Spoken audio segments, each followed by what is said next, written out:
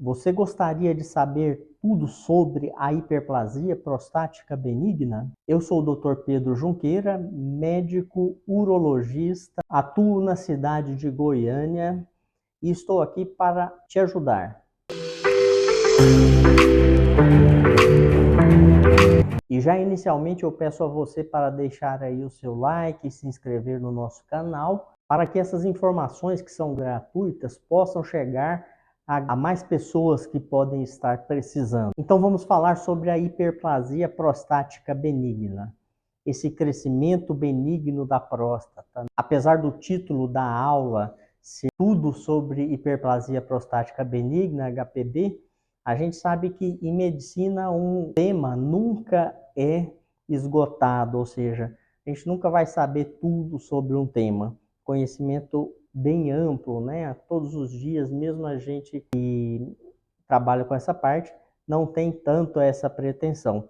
Mas a gente vai ser o mais didático possível aqui. Hiperplasia prostática benigna é o crescimento da próstata através da multiplicação das suas células. Só que ela é benigna. O que isso quer dizer? Que nesse tipo de doença nós não temos a presença de câncer.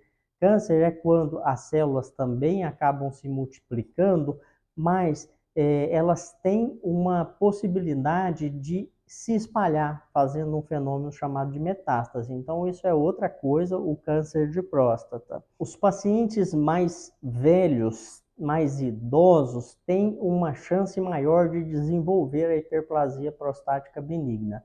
Isso é explicado pelo fato da próstata ter receptores para a testosterona e nós irmos produzindo testosterona ao longo do tempo e a próstata vai sendo cada vez mais estimulada. É claro que existem outras explicações, provavelmente o mecanismo é muito mais complexo do que isso, mas a teoria atualmente mais aceita vai mais por esse caminho da testosterona. Muitos pacientes têm a dúvida, esse crescimento benigno, essa HPB, pode virar câncer? A resposta é não. Uma célula que ela é de hiperplasia prostática benigna, ela não vai se tornar câncer. O fato de você ter hiperplasia, HPB, não aumenta nem diminui a chance de você ter câncer de próstata. Então, como é feito o diagnóstico da hiperplasia, do HPB? Primeiramente, o paciente passa por consulta, na qual nós vamos perguntar sobre sintomas urinários que possam sugerir esta doença. E, em seguida, nós vamos fazer o exame físico, que deve incluir o toque retal. Isso aí já vai nos dar uma noção, uma hipótese diagnóstica. Logo em seguida, nós solicitamos alguns exames, como exames de urina, dosagem de PSA e também a ultrassonografia da próstata, que é muito importante, porque ela vai medir. E a gente, com isso, vai poder comparar, saber se aquela medida, se aquele tamanho de próstata é o esperado para o paciente. Uma vez que ele não é o tamanho esperado, a gente vai mesmo diagnosticar a hiperplasia prostática benigna. No meio disso tudo, a gente exclui também outros diagnósticos, como câncer de próstata, infecções de urina, estreitamentos de uretra, que também eventualmente podem dar alguns sintomas parecidos. No contexto de avaliação de diagnóstico da HPB, nós temos o exame físico, a ultrassonografia da próstata, o PSA e o exame de urina, que nós achamos muito importante. Outra coisa que às vezes as pessoas não imaginam é que é sempre importante dosar a função renal, porque uma próstata muito descompensada pode fazer com que o paciente tenha alterações do rim. Uma outra ferramenta utilizada na avaliação clínica é o chamado IPSS, que é um questionário validado que a gente pode passar, na verdade, para o paciente responder em casa. E ele vai receber uma nota em relação aos sintomas da hiperplasia prostática benigna. Isso vai nos dar uma noção da gravidade daqueles sintomas. E quais sintomas são esses? São sintomas que fazem o paciente ter dificuldade de urinar ou sintomas que fazem o paciente ter que urinar com muita frequência. Por exemplo, o paciente antes conseguia esperar um bom tempo para poder ir até o banheiro, urinar. Hoje ele já tem que sair um pouco mais correndo. Se esperar um pouco mais, ele já começa a ter medo de perder urina, né? Isso com a progressão, com os anos. Ah, Outro fator importante é o aumento da frequência urinária em muitos pacientes, porque o paciente urina e logo fica alguma coisa lá dentro, né? Fica um pouco de urina dentro da bexiga ainda e logo ela se enche. Por isso que aumenta a frequência urinária. Outro sintoma muito importante é a noctúria. O que é isso? É que o paciente começa a acordar cada vez mais à noite para urinar. Outro sintoma, gotejamento pós-miccional. O paciente vai lá, urina e um pouco depois ele perde algumas gotas ali na roupa íntima. Diminuição do jato urinário é outro sintoma muito importante. O paciente percebe que o jato urinário está mais fraco. Então, esses sintomas vão nos guiando em relação tanto ao diagnóstico quanto à quantificação desses sintomas e classificação do paciente, se esse paciente já apresenta sintomas graves ou não. Lembrando que não é necessário que o paciente apresente todos os sintomas. Inclusive, a maioria dos pacientes apresentam alguns sintomas e não apresentam outros sintomas. É comum o paciente chegar aqui e falar, não, então eu acho que eu não tenho HPB porque eu não urino à noite. São sintomas que nos ajudam a raciocinar, mas não necessariamente todos eles estarão presentes. Agora, uma pergunta muito interessante é essa: por que eu tenho esses sintomas? Eu gosto de explicar que a próstata é uma glândula que abraça o canal da urina, como se essa caneta aqui fosse o canal da urina e a minha mão a próstata. Aqui em cima estaria a bexiga cheia de urina. Para a urina sair, ser expulsa do seu corpo, ela tem que passar pela uretra. E a uretra pode estar constricta, ela pode causar obstrução. Por quê? Porque ela abraça o canal da urina. E isso faz com que os sintomas obstrutivos aconteçam. É como se fosse um entupimento, a grosso modo falando. Então, às vezes a próstata até cresce para fora, e isso muitas vezes não dá tanto sintoma. Mas uma vez que ela cresce no sentido da uretra, ela vai dar alguns sintomas. Tanto é que a maioria dos homens que chegam aos 80 anos vai apresentar alguns sintomas aí. E esses sintomas começam geralmente a partir dos 40, 40 e poucos anos e vai aumentando a taxa da população que é acometida até chegar numa maioria importante aí na oitava década de vida do paciente. Seguindo então aquele raciocínio de que a próstata ela abraça o canal da urina e cresce estrangulando a uretra. Isso faz com que o paciente tenha dificuldade para urinar, dificuldade para expulsar a urina.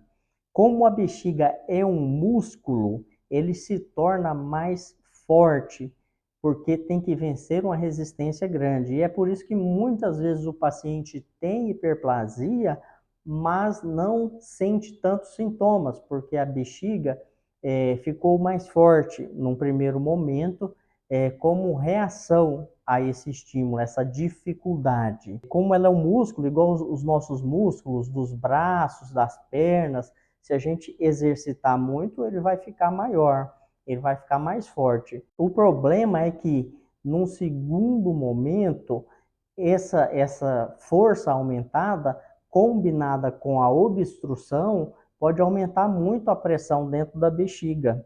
Isso faz com que o rim possa ter dificuldade de escoar a urina para a bexiga.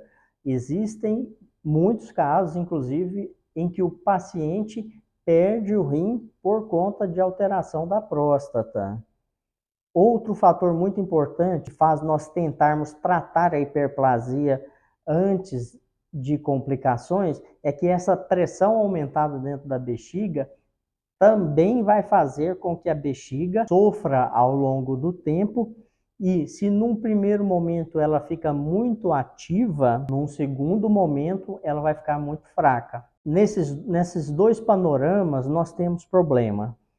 No primeiro panorama, que a bexiga está muito ativa, que ela tem uma hiperatividade, o paciente vai desenvolver sintomas do tipo urgência urinária, aumento da frequência, porque ela contrai muito rapidamente e antes de se encher.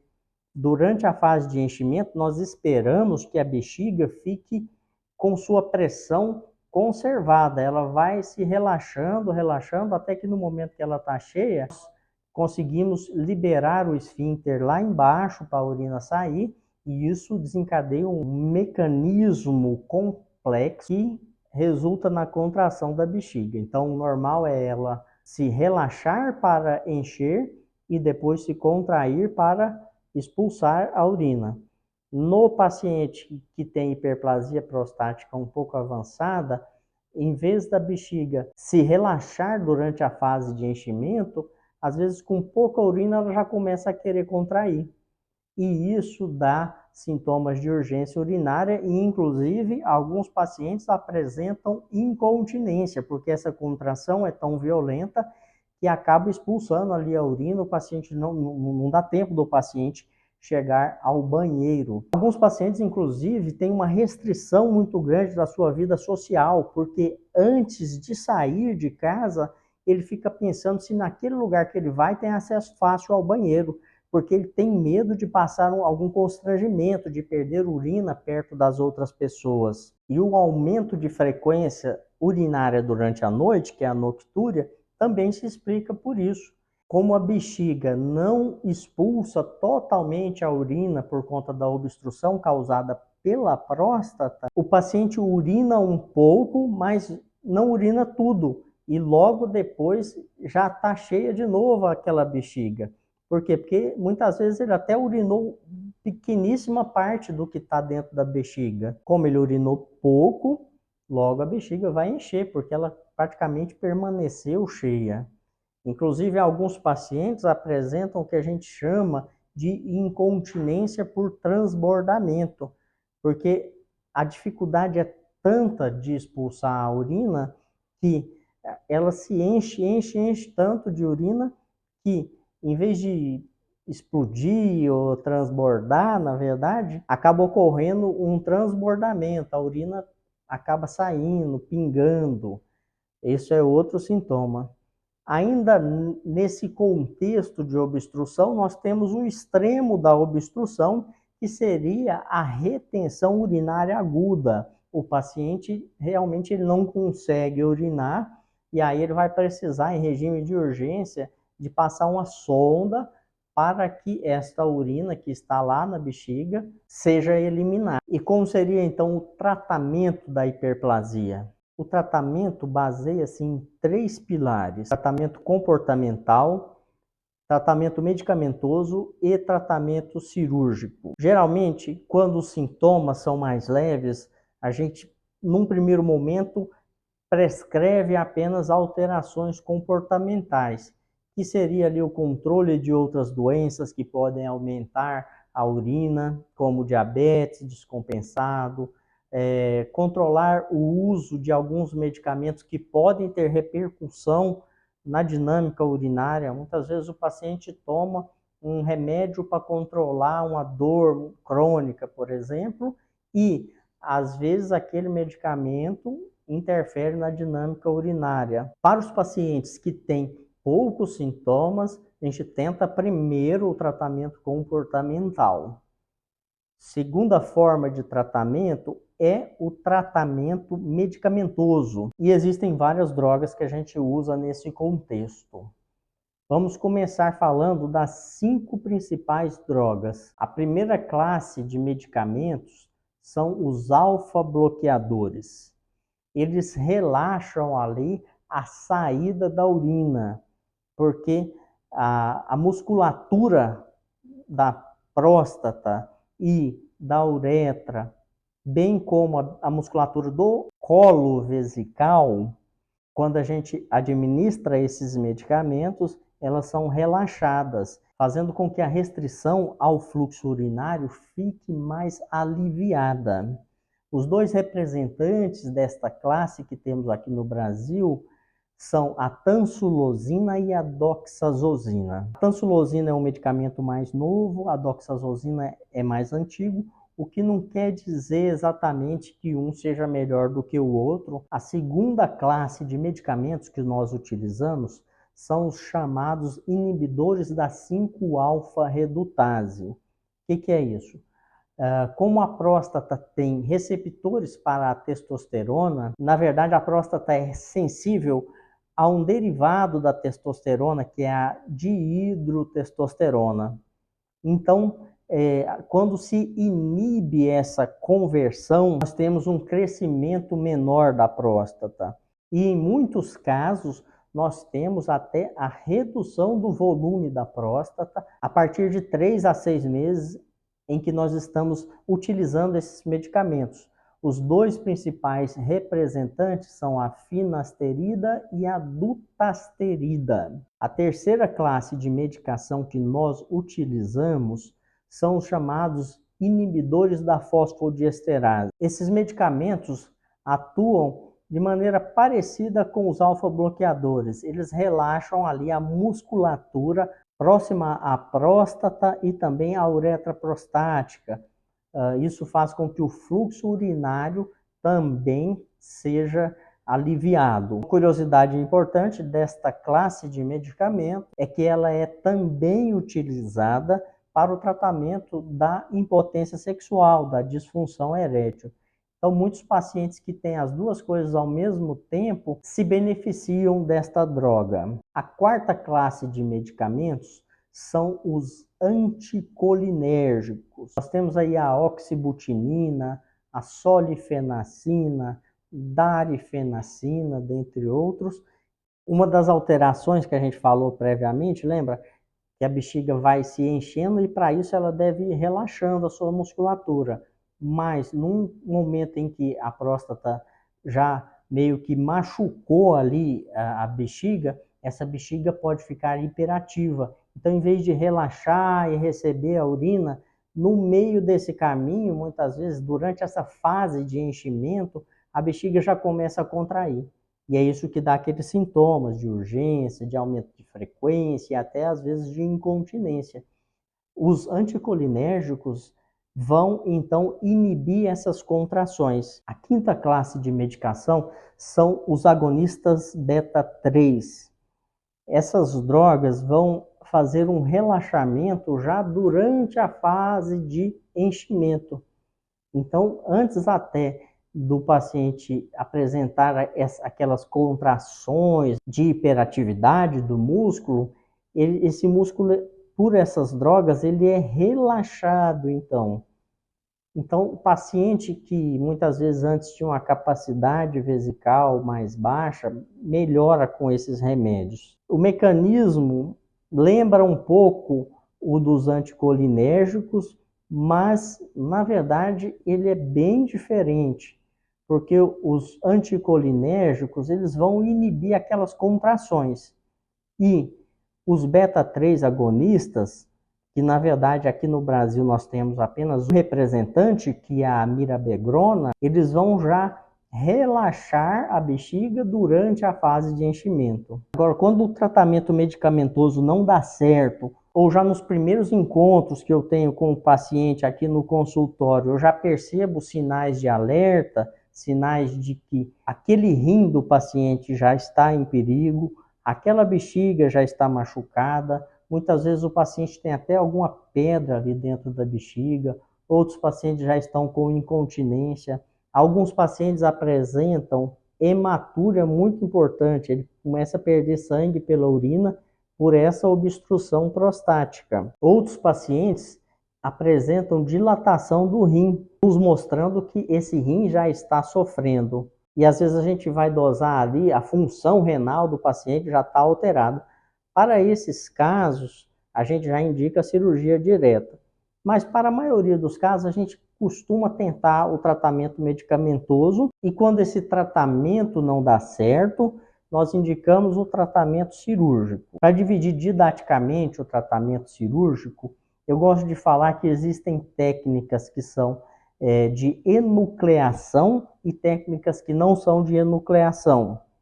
O que é a enucleação? Para a gente ter uma ideia, eu gosto sempre de lembrar da tangerina, da mexerica. Em cada local do Brasil ela é chamada de um jeito, que é aquela fruta que a gente consegue colocar o dedo no meio da fruta, passando pela casca.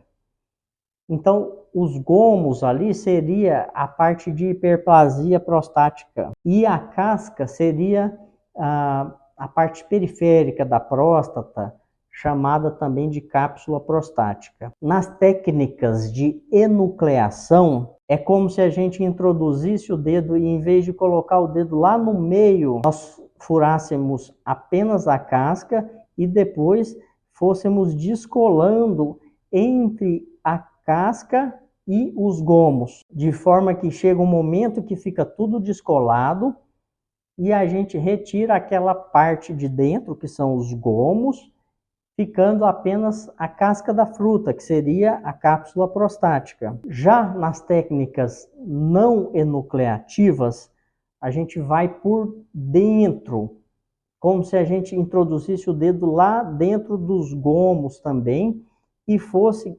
desgastando aquilo ali de alguma forma, de modo que no final das contas o paciente também fica desobstruído. Dentre as técnicas enucleativas, as duas principais que temos hoje são o HoLEP e a prostatectomia transvesical robótica. Então essas duas técnicas retiram a próstata em bloco. Na técnica robótica, isso é feito através da bexiga. Já na técnica endoscópica, que é o HoLEP, eu entro ali pela uretra com o paciente anestesiado e também faço isso com o uso de alguns aparelhos mais modernos. Em relação às técnicas não enucleativas, nós vamos ter a ressecção transuretral da próstata, que é dessas técnicas endoscópicas é a mais antiga e já é até consagrada. Nessa técnica, como a gente vai pelo meio ali da próstata, em um determinado momento a gente começa a raspar ali pelo meio. Tem uma alcinha que se raspa e a gente vai tirando lasquinhas ali. Isso faz com que o paciente também fique desobstruído. Quando este procedimento foi lançado, e por muito tempo, ele era feito com irrigação com água, que é a RTU monopolar. Desvantagem é que a gente não pode operar por muito tempo, porque o paciente vai absorvendo essa água e isso pode trazer uma série de consequências. Uma evolução direta desta técnica foi a RTU, a ressecção transuretral da próstata, bipolar. Nessa técnica nós utilizamos soro fisiológico e o paciente não absorve tanto. Isso faz com que nós tenhamos mais tempo para operar e consigamos retirar maior quantidade de volume prostático. Isso faz com que o paciente tenha menos chance de recidivar, da doença voltar. Ainda seguindo nessas técnicas que vão ali pelo meio da próstata, temos também o green light, que é a luz verde ou laser verde. Nessa técnica também, em vez de raspar igual na RTU, o laser vai promovendo um desgaste através da energia laser mesmo daquela região e vai vaporizando o adenoma, a próstata crescida, de maneira que no final da cirurgia o paciente também fica desobstruído e isso dá para a gente perceber já olhando com a câmera ali. Diante de tantas técnicas, o desafio que nós temos é escolher qual é a técnica melhor para cada paciente. Isso vai depender do tamanho da próstata, vai depender das preferências do paciente, vai depender de outras cirurgias que o paciente já fez durante a vida, vai depender da necessidade de se associar ou não outras cirurgias. Por exemplo, às vezes um paciente tem hérnia e para corrigirmos a hérnia ao mesmo tempo, nós utilizamos a robótica, então nós vamos indicar mais a cirurgia robótica para esse paciente. Essas técnicas também se diferenciam em relação ao tempo de permanência da sonda e grau de sangramento. Embora, quando a gente vai ver essas técnicas que eu citei aqui, nós percebemos que elas não têm tanta diferença em relação a sangramento. A gente vai encontrar diferença entre as técnicas antigas de cirurgia aberta e essas técnicas que eu citei aqui. O ponto crucial de diferenciação é se a técnica ela é enucleativa ou não enucleativa. Porque nas técnicas enucleativas, nós conseguimos retirar uma quantidade maior de próstata, ou seja, ele tem menos necessidade de ser submetido a uma outra cirurgia. Mas o mais importante é que você vá à consulta com seu urologista de confiança e ele vai te explicar, antes de indicar uma cirurgia ou um procedimento, ele vai te explicar as vantagens e desvantagens de cada um. Isso vai fazer com que você possa ser orientado de maneira correta para participar desta decisão também. É claro que, na prática, eu sempre passo para o paciente qual é a minha opinião, qual seria a cirurgia mais indicada para ele também. Mas à medida que o paciente entende o que a gente está falando, nós conseguimos fazer com que ele participe também dessa decisão, afinal ele é o maior interessado. Existem outras técnicas também, como o Rezum, o aquablation, a embolização, mas essas técnicas ainda estão em fase de implantação, de forma que nós não indicamos essas técnicas rotineiramente, são técnicas de exceção, muito embora algumas delas estejam ficando cada vez mais fortes e provavelmente no futuro vamos ter novidades, como em quase tudo na medicina, né? Isso está sempre evoluindo. Ok? Então hoje eu te agradeço por ter ficado aqui até o final do vídeo. Peço novamente para você se inscrever no nosso canal para que essas informações possam chegar ao máximo possível de pacientes. Porque nós sabemos que informações de qualidade salvam vidas.